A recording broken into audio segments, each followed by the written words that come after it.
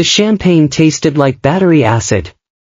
Julian took another sip anyway, letting the sharp fizz burn the back of his throat. It gave him something to focus on besides the suffocating weight of 300 pairs of eyes, all of which seemed to be boring into his skin with varying degrees of pity, curiosity, and barely concealed glee. The Beaumont Autumn Gala was always a sterile affair, held in a downtown hotel ballroom that smelled faintly of industrial carpet cleaner, expensive perfume, and the cloying sweetness of too many alphas trying to impress each other. Tonight, the air felt thicker, stale, saturated with tension that had nothing to do with the overcooked salmon canapés being circulated by waitstaff in cheap tuxedos. Julian stood near a towering ice sculpture of a swan, watching it slowly weep onto a bed of crushed ice. He felt a profound kinship with the melting bird, cold, elegant, and slowly dissolving under the heat of a room that had no use for him anymore. He shouldn't have come. That was the consensus. He could see it in the tight, pitying smiles of the Omega spouses who passed him, their own alpha's possessive hands resting on their lower backs. He could see it in the averted gazes of the alphas who used to shake his hand and ask about his practice at Sterling Vance. 6 weeks ago, he had been half of a power couple. Julian and Marcus. They were practically a single syllable in this social circle, the golden pair that everyone assumed would produce flawless alpha heirs and dominate the city's legal and financial landscape for decades. Now, he was just the Omega who didn't see it coming. He shifted his weight, the ball of his right foot throbbing against the unforgiving sole of his Oxfords. His suit, a deep emerald wool blend that had cost him a small fortune, felt like armor he wasn't qualified to wear anymore. He had bought it 3 days ago in a fit of defiance. "I will not hide," he had told himself in the fluorescent glare of the fitting room, his reflection staring back at him with hollow determination. "I am not the one who did something wrong." It was a beautiful sentiment. It was also entirely useless in practice. A sudden shift in the room's ambient noise pulled Julian from his thoughts. The low hum of polite conversation dipped, then spiked into sharp, jagged static of whispers. The wealthy were never as subtle as they believed themselves to be. Heads turned toward the grand double doors at the entrance. Shoulders angled. Glasses were lowered. Julian didn't need to look.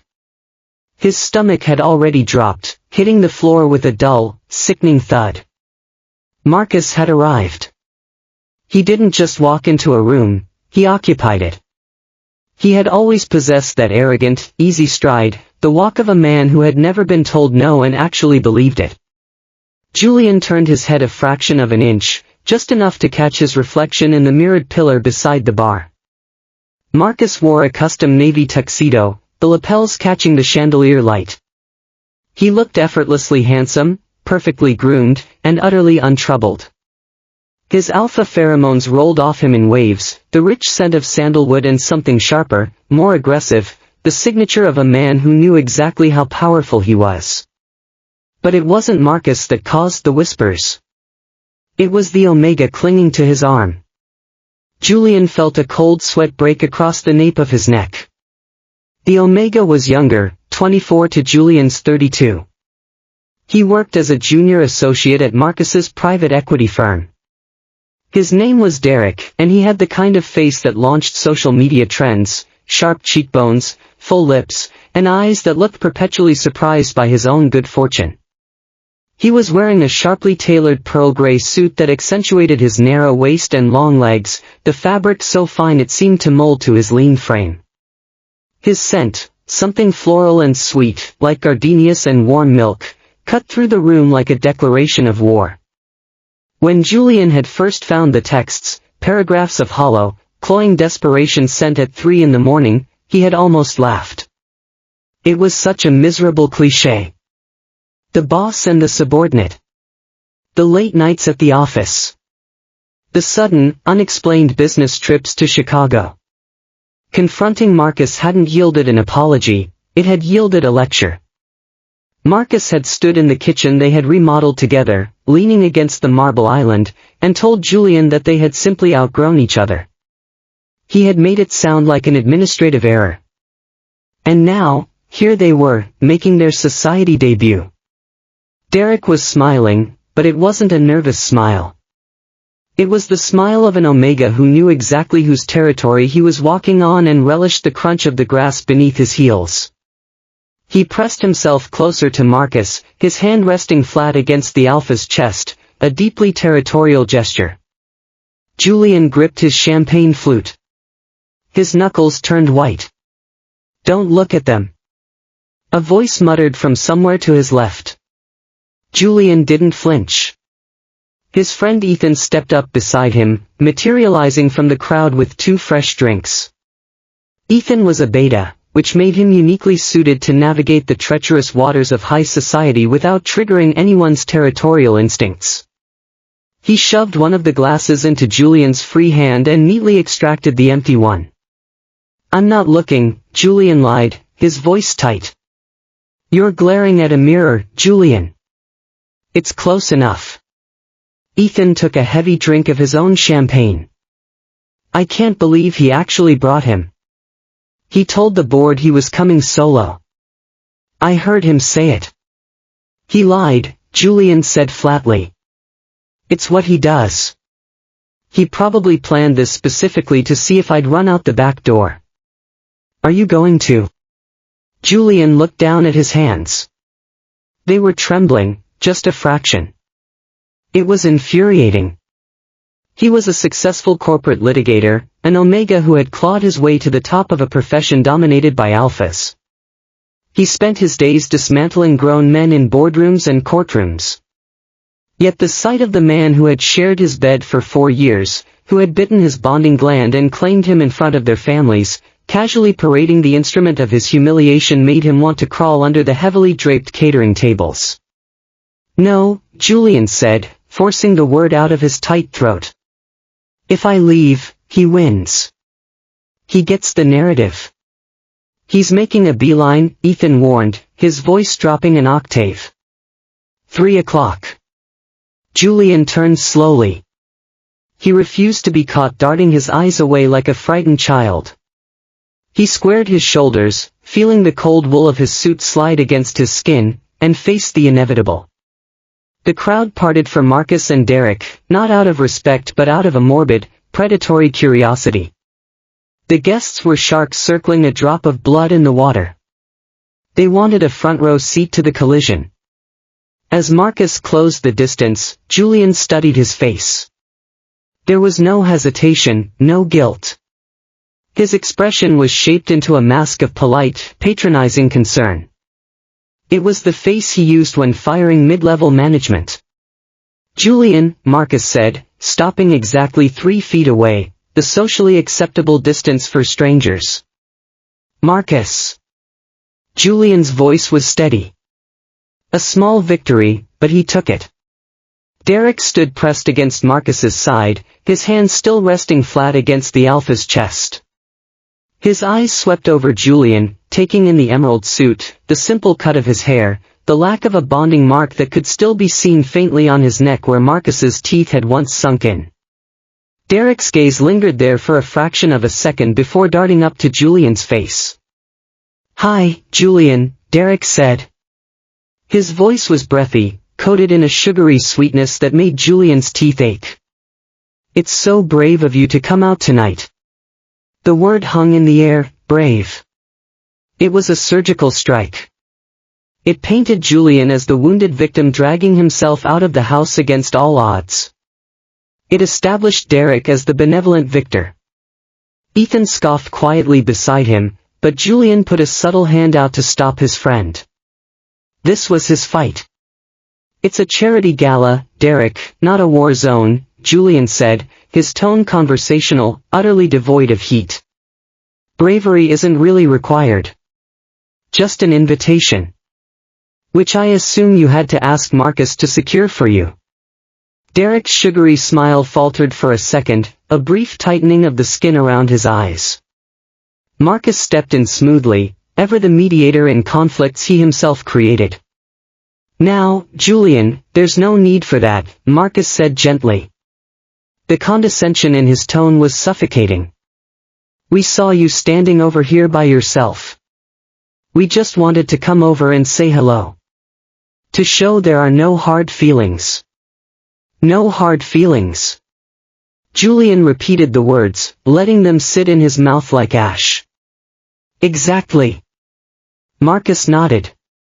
We're all adults here. Things end. People move on. I'm glad to see you're keeping busy. He looked at Julian with a profound, hollow pity. That was the worst part. He didn't hate Julian. He simply didn't care about him anymore. He had discarded him, and now he wanted the public absolution of a polite greeting. He wanted everyone in the room to see that Marcus was a gentleman checking in on his unstable, bitter ex-fiancée. I'm keeping very busy, Marcus. Though I don't recall needing your approval on my schedule. Julian took a sip of his champagne. His heart was hammering against his ribs, a violent, chaotic rhythm, but he kept his breathing slow. It's just sad, is all, Derek chimed in, leaning heavier into Marcus. Seeing you over here. Hiding by the ice sculpture. Marcus told me how you get at these things. Always so anxious. He said you always needed him to hold your hand. It was a violation. To hear his private vulnerabilities, confessed in the quiet dark of their shared bedroom, weaponized by the Omega who slept in that bed now. Julian felt a hot flush of anger rise in his cheeks. The edges of his vision blurred slightly. The people standing near them had stopped pretending to talk to each other, they were openly eavesdropping. Julian could hear the clinking of glasses, the soft rustle of expensive fabric, the silence of the audience that was somehow louder than any noise.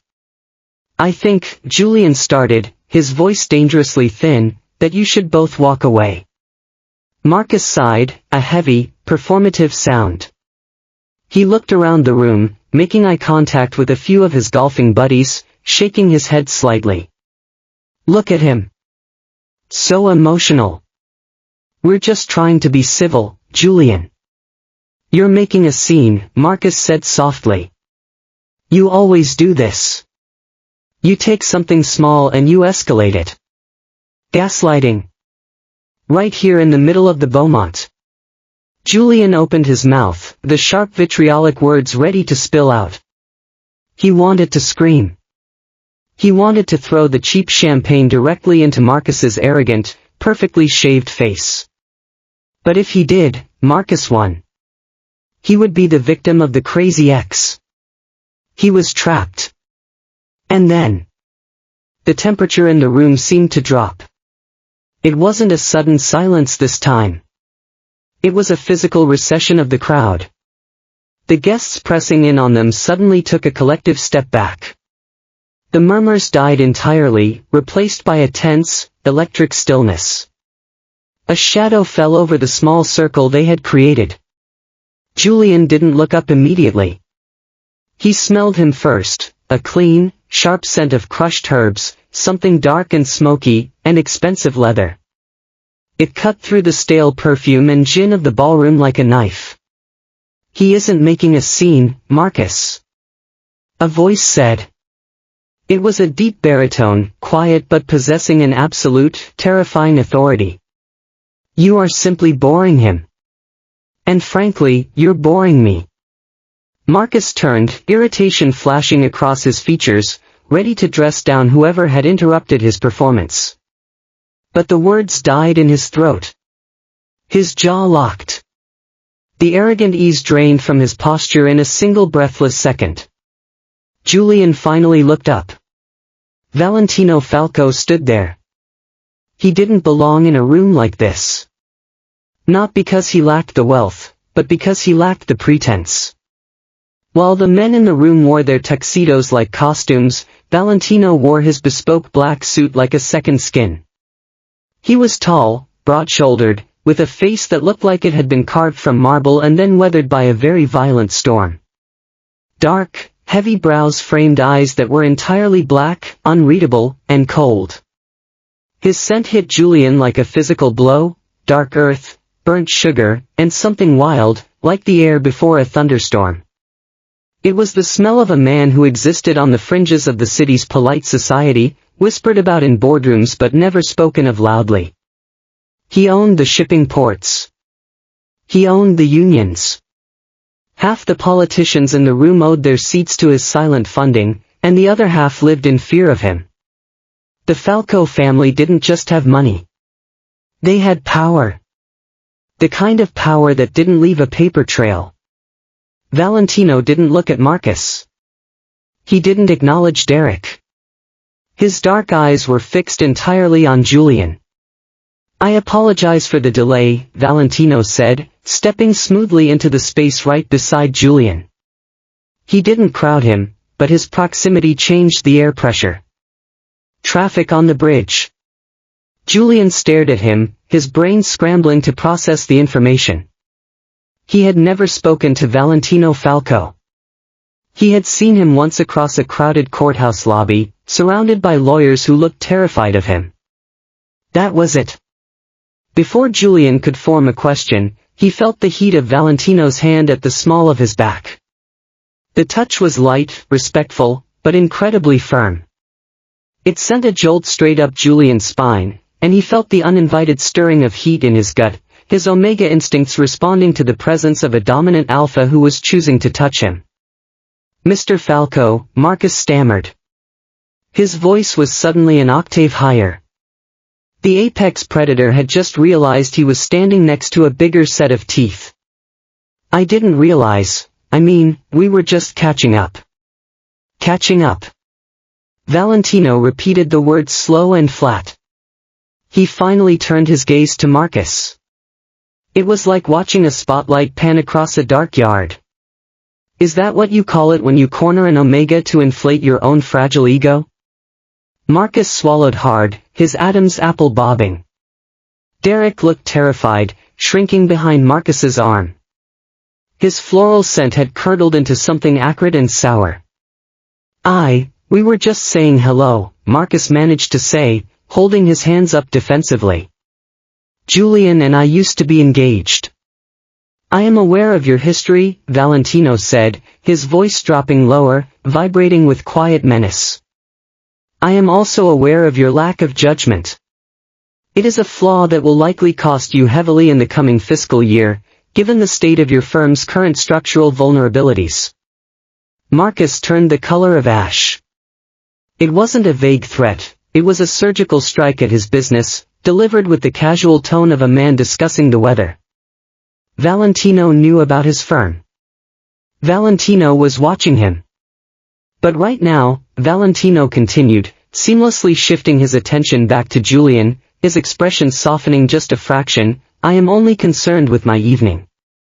And you are wasting our time. He dismissed them. He didn't ask them to leave. He simply ceased to acknowledge their existence. Valentino looked down at Julian. Are you ready for that drink? Or do you want to keep hovering by the melting swan? He asked quietly. Julian looked into those dark, bottomless eyes. He saw the challenge there. He saw the lifeline being thrown to him in the middle of a freezing ocean. He didn't know what Valentino's game was. He didn't know the rules. But he knew that standing next to Valentino Falco, he was untouchable. A drink sounds perfect, Julian said, his voice remarkably steady. Valentino nodded. But he didn't guide Julian toward the bar. Instead, he turned fully toward him, his hand moved from his spine, sliding up the bare skin of his neck to cup the nape, just below his jaw.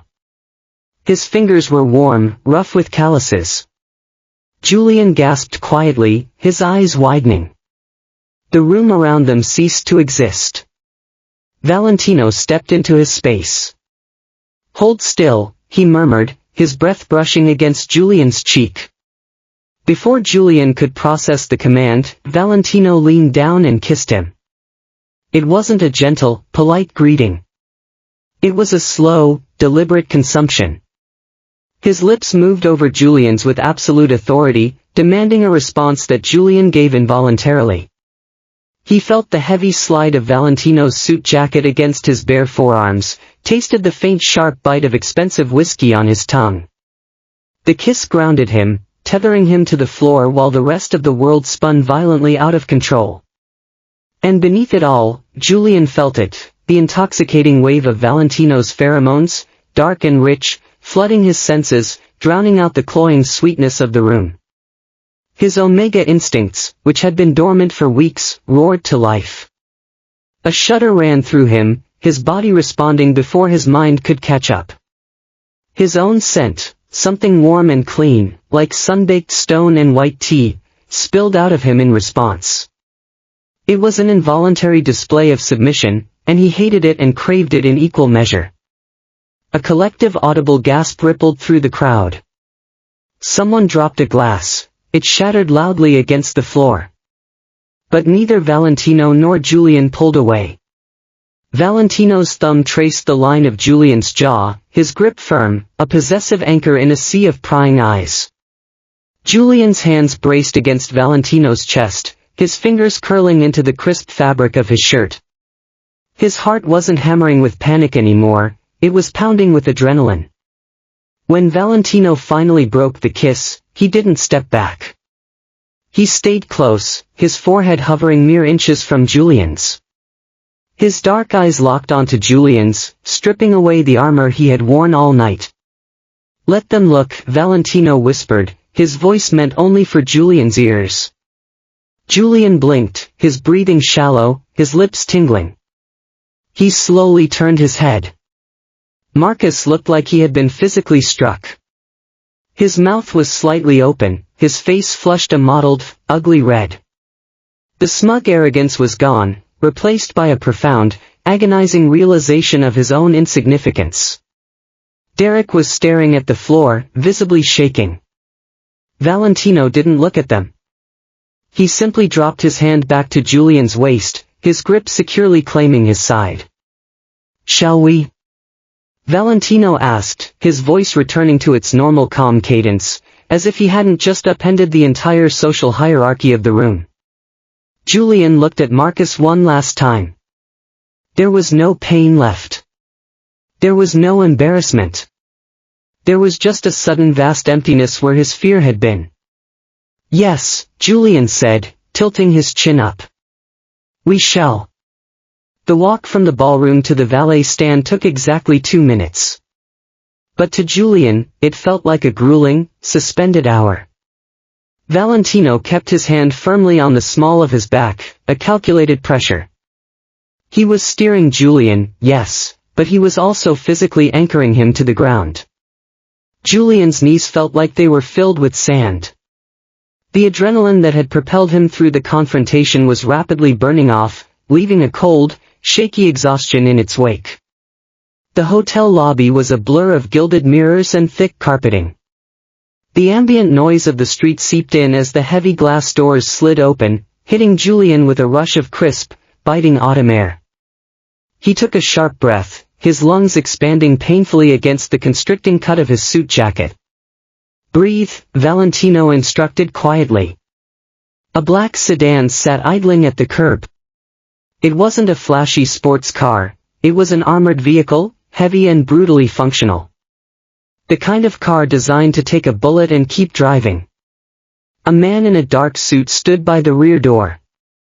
He didn't look like a chauffeur, he had the thick neck and flat watchful eyes of a bouncer. He opened the door as they approached, his gaze scanning the street over Valentino's shoulder. "Get in," Valentino said.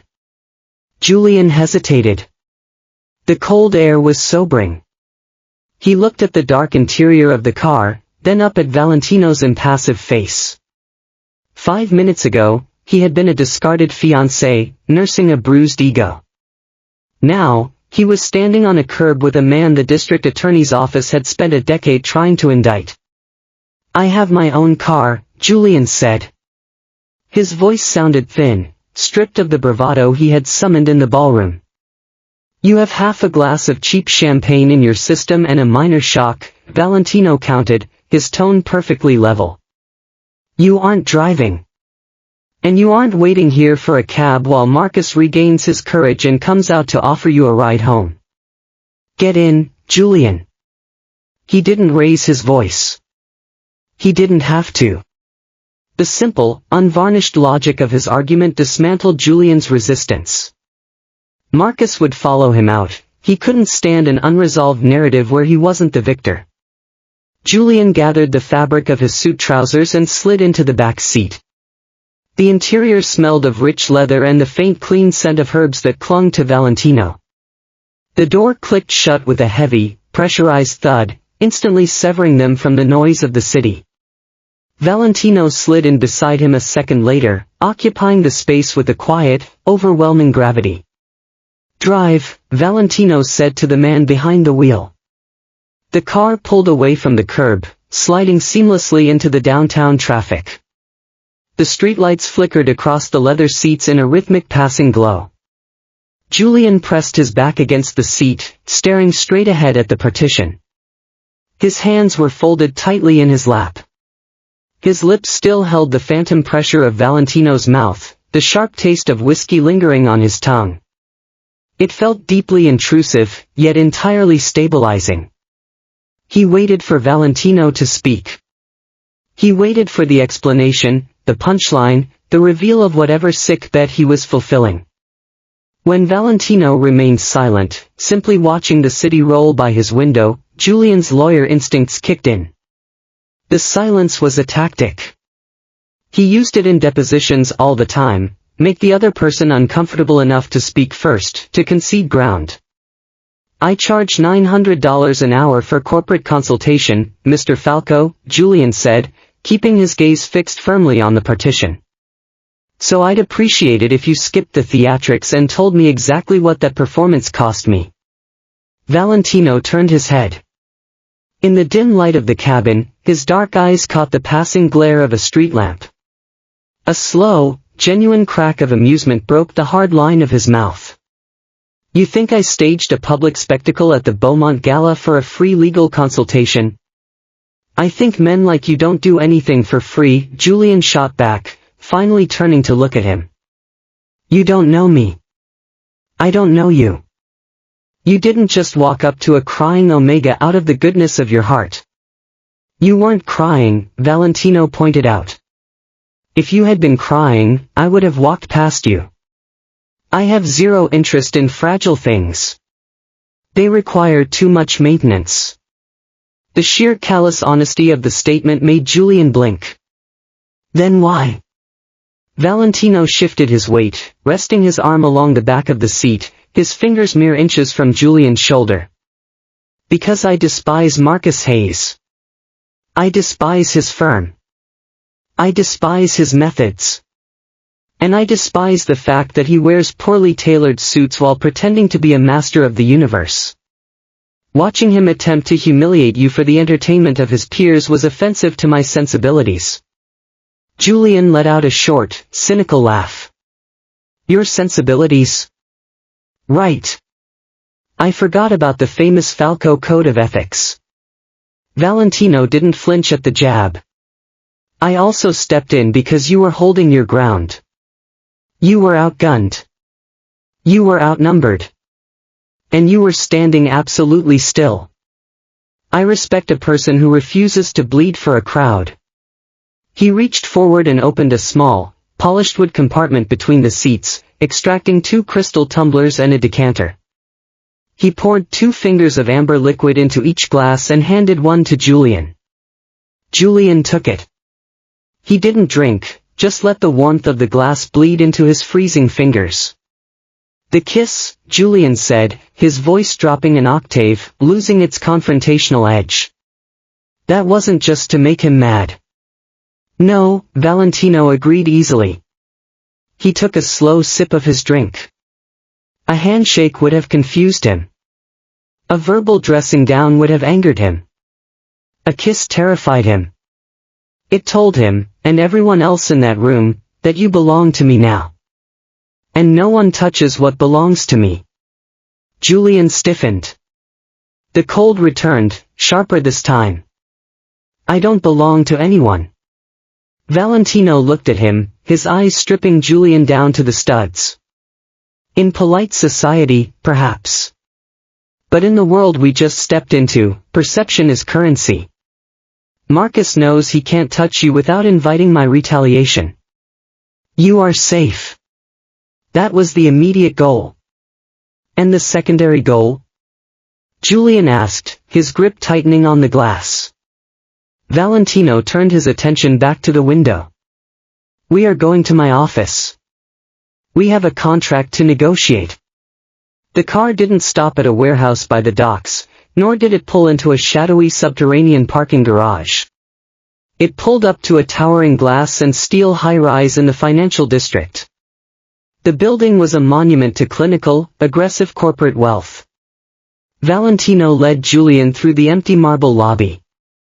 The security guards didn't ask for identification, they simply stood straighter as he passed, tapping keycards to express elevators before he even had to slow his stride. They rode in silence to the 42nd floor. When the stainless steel doors parted, Julian stepped into a space that felt less like an office and more like a fortress disguised as an Architectural Digest spread. The floors were poured concrete polished to a dull shine. Floor-to-ceiling windows offered a panoramic, dizzying view of the city skyline, a grid of yellow light stretching out into the dark. There were no desks, no cubicles. Just a massive slab of reclaimed wood serving as a conference table, surrounded by leather chairs. Valentino took his jacket off, tossing it casually over the back of a chair. The simple action changed the dynamic in the room. He looked less like a phantom from the gala and more like a man getting ready for a 12-hour shift. He walked over to a wet bar built into the wall and set his glass down. Sit, he offered, gesturing to the table. Julian remained standing near the window. I prefer to know what I'm walking into before I sit down, Mr. Falco. Valentino, he corrected, pouring himself a glass of water. He leaned back against the counter, crossing his arms over his chest. The white dress shirt pulled tight across his shoulders. I know your portfolio, Julian. You spent the last 4 years at Sterling Vance, handling corporate restructuring and aggressive mergers. You are ruthless in a deposition, and you find loopholes that entirely bypass state regulations. I ensure my clients operate within the legal parameters defined by the state, Julian corrected automatically, a reflex drilled into him by years of corporate conditioning. Save the boilerplate, Valentino said, waving a hand dismissively. I need an attorney who understands how to break a man financially without breaking the law. My family is diversifying. We are buying up legitimate commercial real estate. Specifically, the waterfront properties on the east side.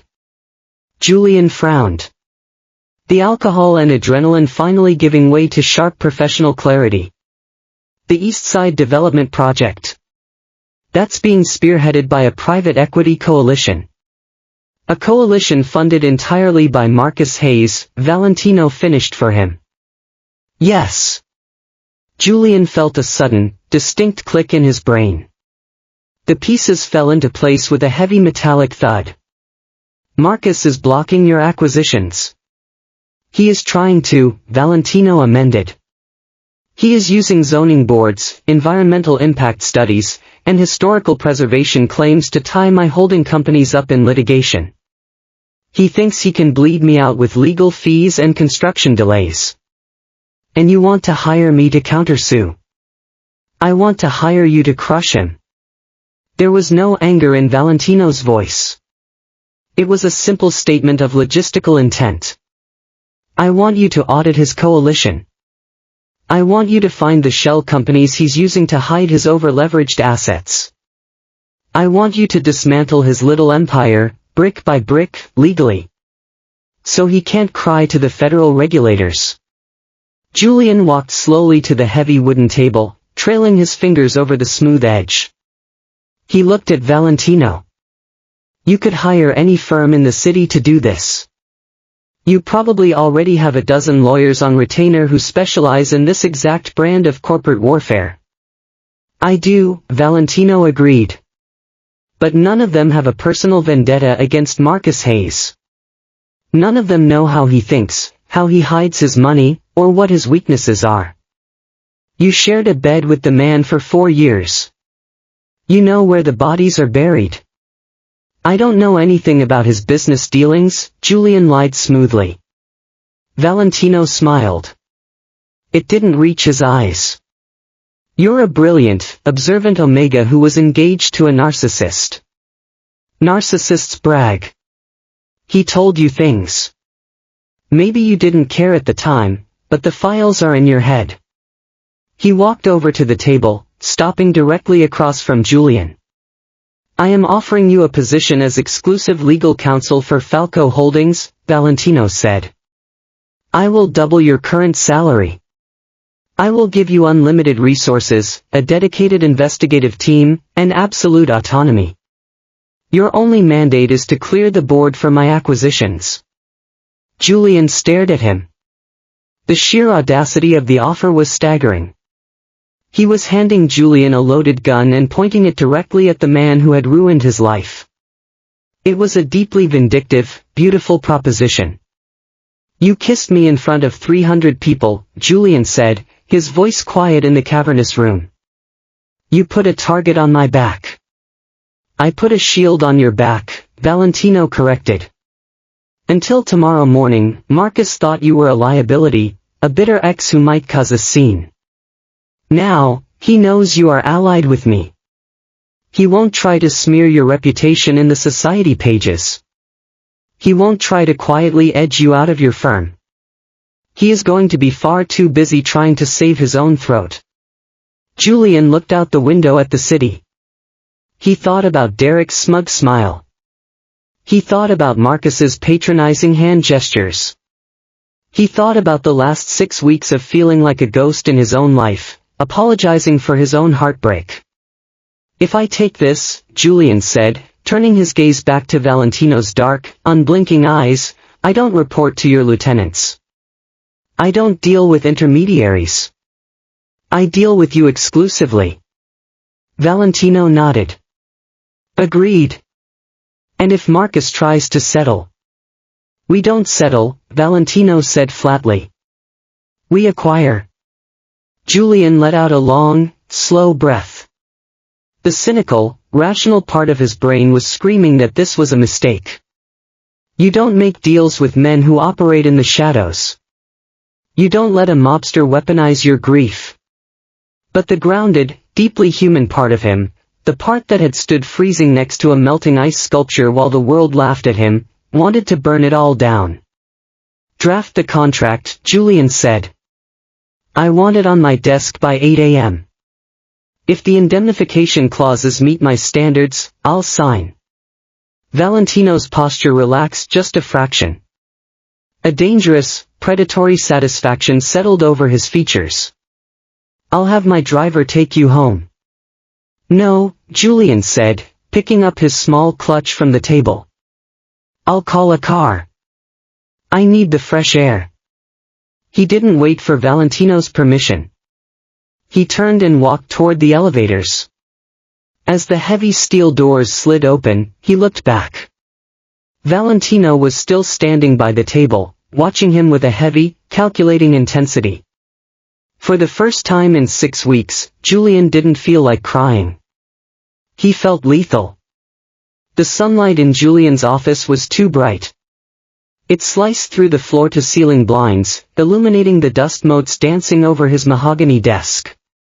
He had slept for exactly 3 hours, the adrenaline crash had finally taken him around 4 a.m., pulling him into a dark, dreamless sleep. Now, at 8:15 a.m., he was running entirely on bitter black coffee and sheer stubborn momentum. His office at the firm of Davies Croft was a testament to his success. It was a corner suite decorated in muted grays and crisp whites. Usually, it felt like a sanctuary. This morning, it felt like a stage. The gossip had beaten him to the building. He had felt it the moment he stepped off the elevator. The paralegals had stopped talking abruptly. The junior associates had stared at their shoes as he walked past. Even the receptionist, a beta who had known Julian for 4 years, handed over his phone messages with a wide-eyed, terrified expression. Julian kissed Valentino Falco. The narrative had mutated, of course. By the time it reached the water cooler, he wasn't just an allied business partner. He was the Mafia boss's new obsession. He was dangerous by proxy. Julian sat at his desk, staring at the thick cream-colored envelope sitting squarely in the center of his blotter. Valentino was a man of his word. He broke the wax seal with his letter opener and slid the contract out. It was 20 pages of dense, immaculate legalese. He read through it with a clinical detachment, highlighting clauses, checking the indemnification phrasing. It was airtight. Valentino was offering him an obscene amount of money, a terrifying amount of power, and absolute legal protection. Julian picked up his pen, signed the final page with a sharp, decisive stroke, and hit the intercom button on his desk. "Janet, please come in here." His assistant, a young beta with a perpetually anxious expression, practically scurried into the room, holding a digital tablet like a shield. "Yes, Mr. Hayes." "It's just Julian, Janet," he corrected smoothly. "I need you to scan this contract and send it to the courier address listed on the front page. Then, I need you to pull every public filing, tax return, and corporate registry document for Hayes Equity Partners for the last 5 years. Print them. Bring them to me." Janet blinked, her mouth opening and closing. "Hayes Equity? But that's... I am aware of whose firm it is, Janet. I need the files by noon." Before Janet could respond, the heavy glass door to Julian's office swung open. Arthur Davies, the managing partner of the firm, stood in the doorway. He was a man who usually commanded a room with jovial, booming authority. Today, he looked pale, his tie slightly askew, carrying a look of profound discomfort.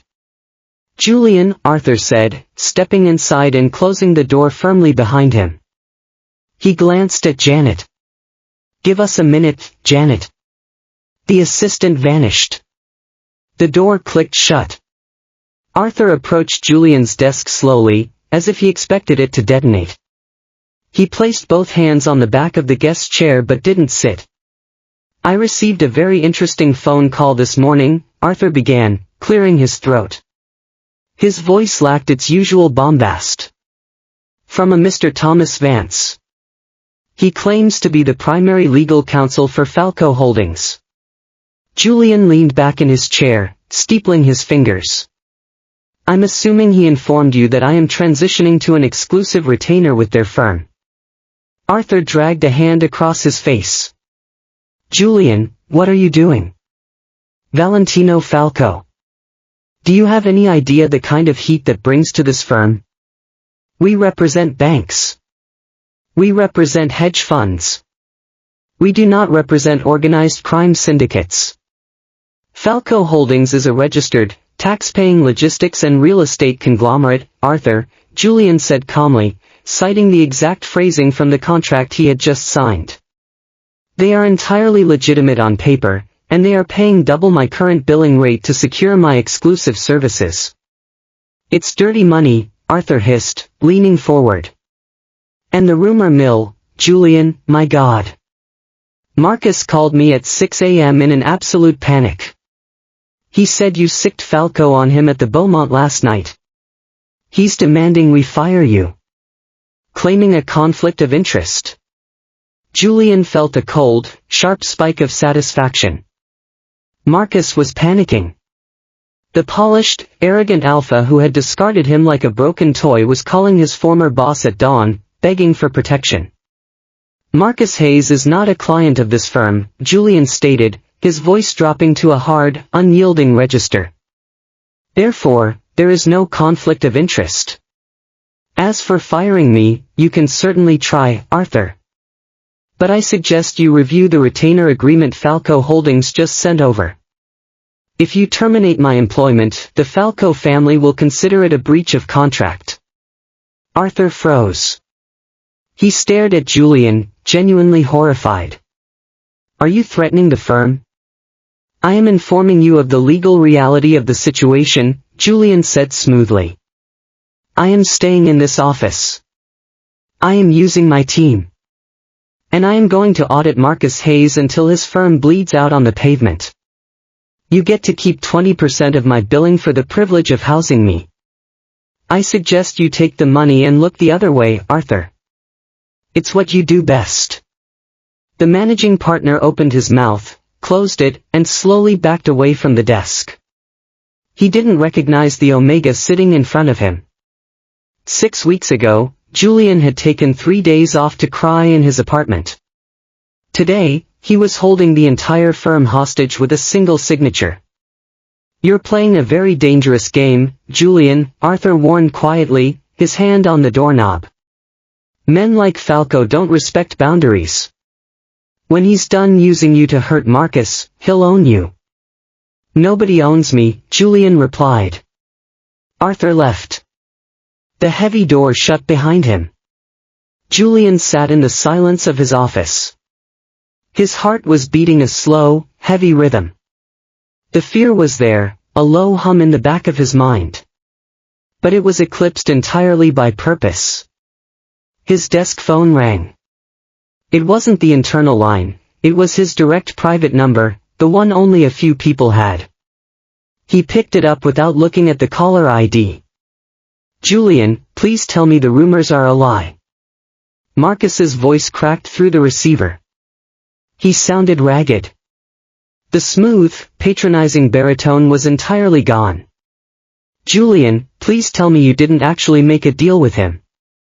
Julian closed his eyes, letting the sound of his desperation wash over him. It was better than the champagne. It was better than the silence. Hello, Marcus, Julian said, his tone conversational, perfectly mirroring the voice Marcus had used on him the night before. I'm afraid I'm quite busy this morning. I'm keeping very busy, just like you suggested. Julian, he's a monster. You don't know what you're doing. He's already pulled the zoning permits on the dock project. My investors are threatening to pull out.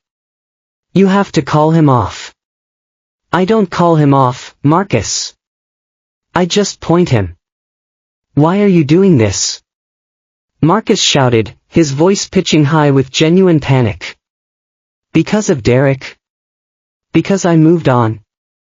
It's pathetic, Julian. You're destroying my life over a bruised ego. Julian opened his eyes. He looked at the city outside his window. He thought about the cold, heavy reality of Valentino's world and the shallow, pathetic reality of Marcus's.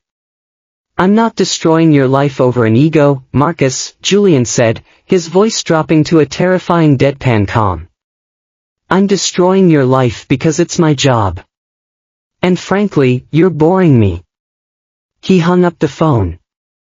Before he could even set the receiver back in its cradle, a notification dinged on his computer. An email from an encrypted, unnamed server. He clicked it open. It contained a single line of text. Good boy. The car will be downstairs at 6 p.m. Dress warmly. Julian stared at the screen. The cold satisfaction in his chest suddenly replaced by a sharp electric jolt of anticipation. The game had officially begun. The wind off the harbor tasted like salt, diesel, and decaying iron. Julian stepped out of the black sedan at exactly 6:45 p.m. The high-rises of the financial district were visible in the distance, a grid of glittering gold against the bruised purple twilight. But out here on the industrial piers, the city felt like a rumor. Massive steel shipping containers were stacked like grim, rusted Lego blocks. Floodlights cut through the sea mist, casting long skeletal shadows across the wet concrete. Valentino was waiting near the edge of the pier. He was leaning against the heavy railing, smoking a cigarette. The bright orange cherry flared as he took a drag, illuminating the hard, sharp angles of his face.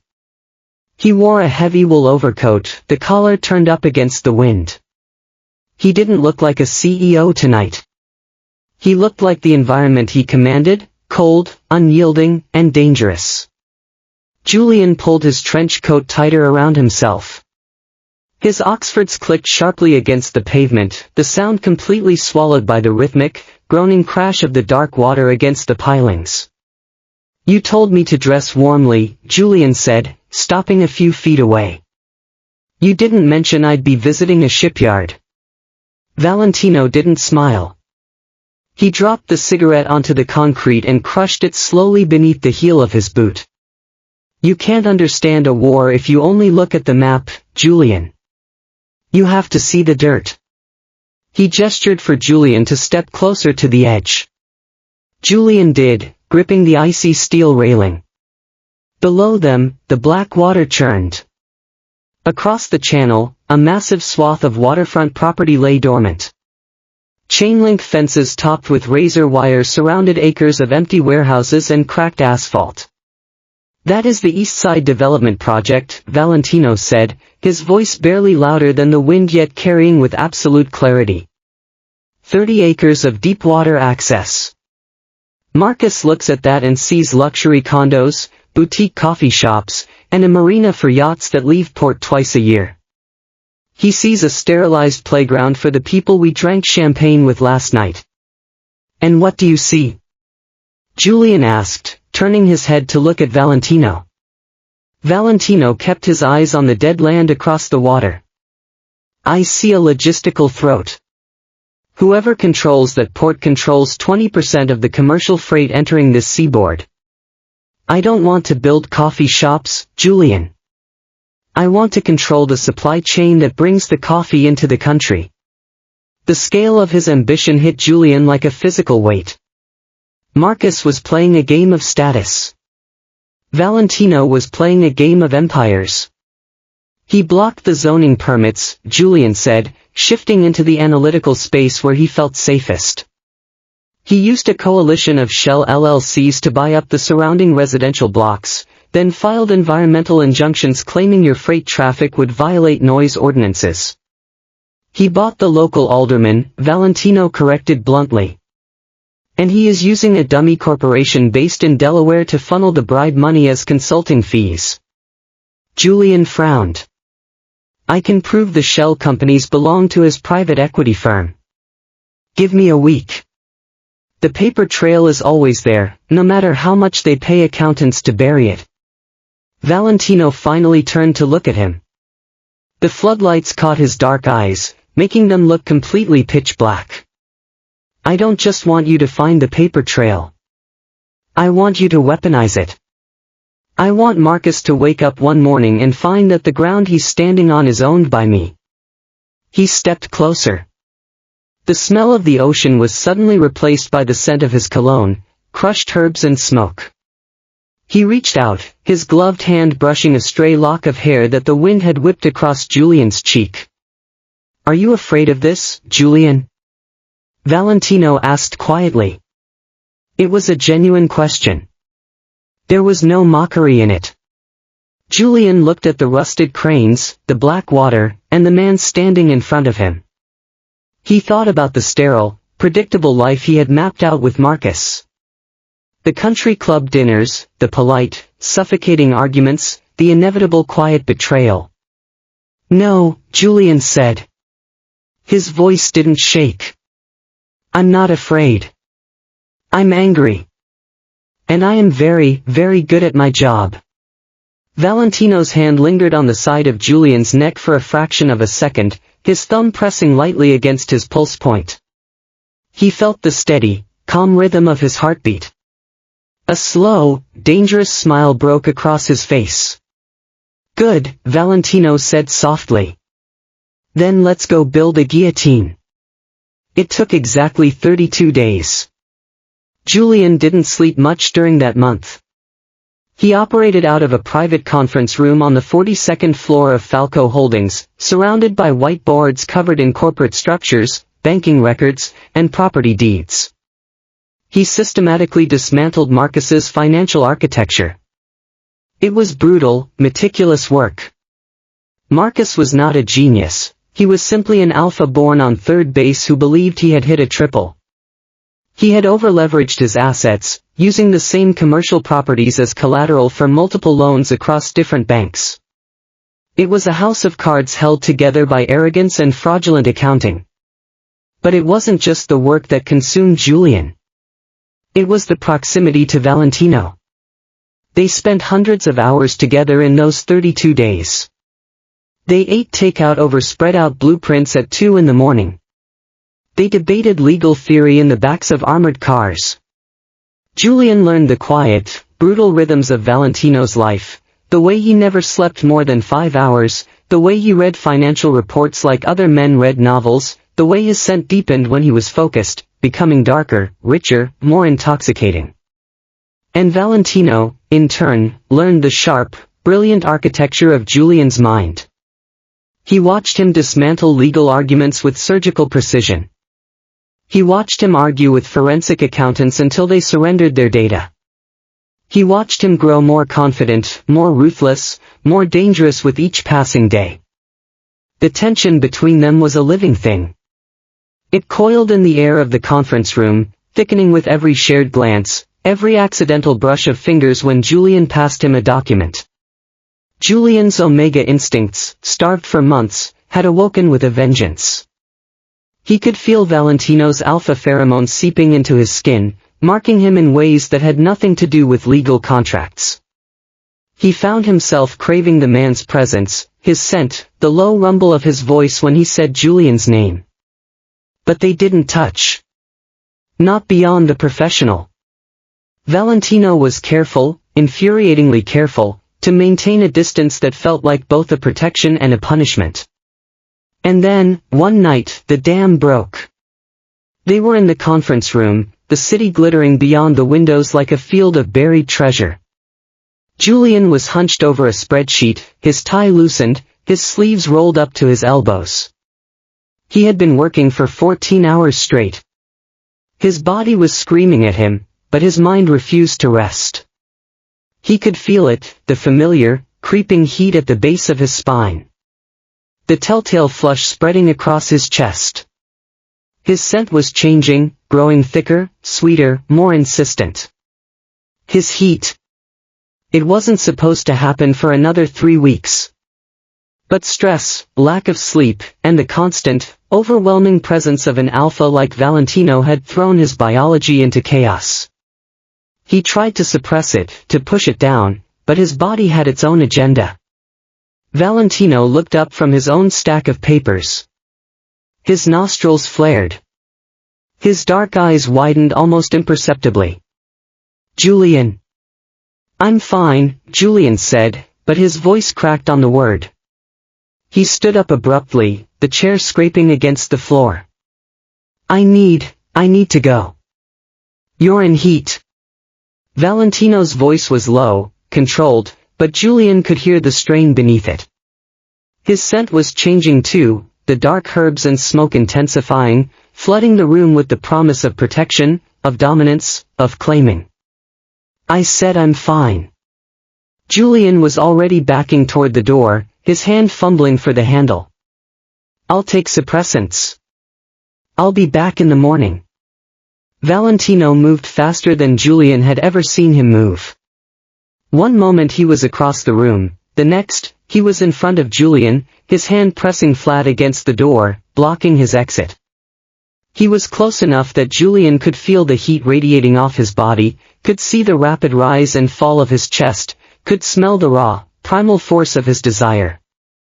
You're not leaving, Valentino said, his voice a growl. Not like this. You're shaking. You can barely stand.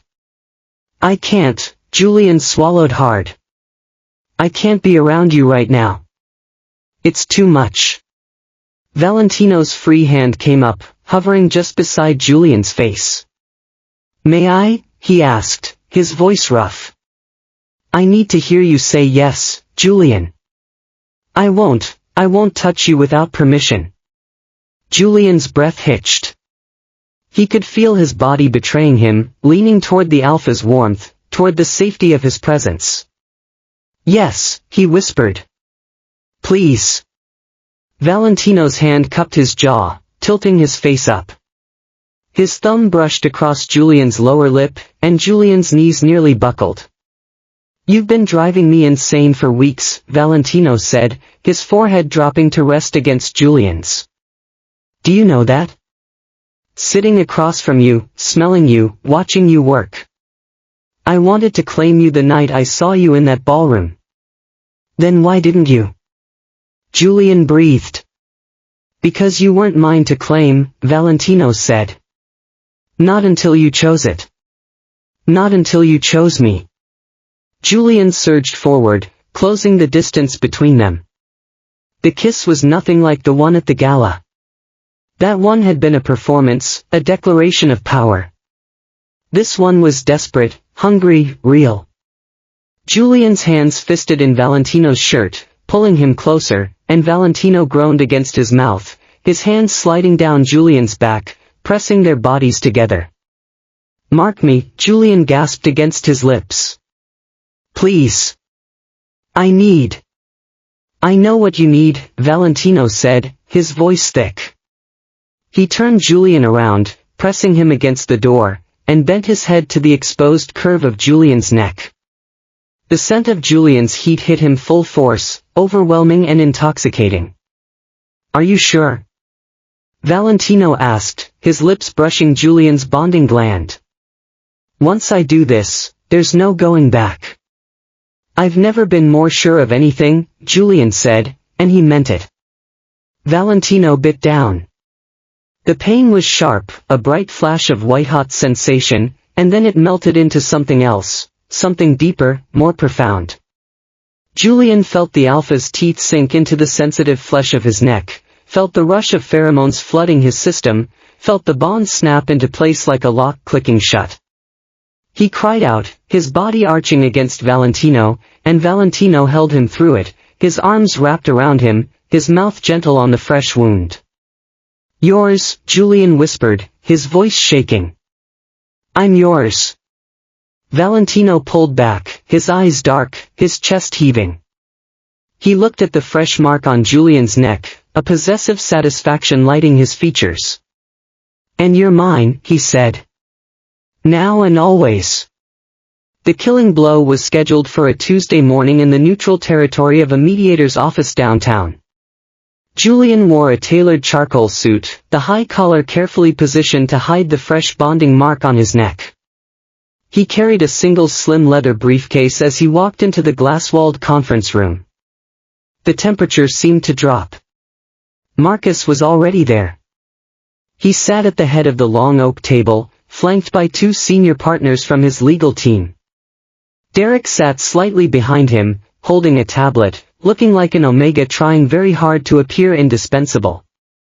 Marcus looked terrible. The confident golden boy veneer had cracked. There were dark circles under his eyes, and his suit hung slightly loose on his frame. The past month of legal hammering had aged him 5 years. He glared at Julian as he took his seat at the opposite end of the table. "This is a waste of time," Marcus snapped, leaning forward. "We aren't lifting the environmental injunctions on the East Side docks, Julian. And this pathetic harassment campaign you've been running is bordering on extortion." Julian didn't open his briefcase. He simply folded his hands on the table. "I'm not here to negotiate the environmental injunctions, Marcus. I'm here to execute a transfer of assets." Before Marcus could respond, the door to the conference room opened. Valentino walked in. He didn't bring lawyers. He didn't bring muscle. He walked in alone, wearing a midnight blue suit, projecting a quiet, absolute authority that immediately sucked the air out of the room.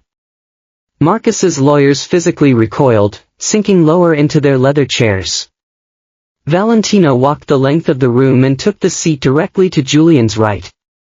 He leaned back, unbuttoned his jacket, and looked at Marcus with the mild curiosity of a man inspecting a damaged piece of furniture.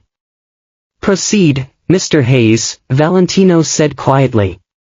Julian finally unclasped his briefcase. He pulled out a stack of 3 thick bound folders and slid them down the polished oak table. They stopped directly in front of Marcus. "What is this?" Marcus asked, refusing to touch them. That is a comprehensive audit of your private equity firm, Julian said, his voice crisp and clinical. Specifically, it details the fraudulent cross-collateralization of the Hudson commercial blocks. You use the same 3 buildings to secure loans from Capital Fidelity and Union Mutual, hiding the debt through a shell company in Delaware. A company, I might add, that lists your personal assistant as the primary shareholder.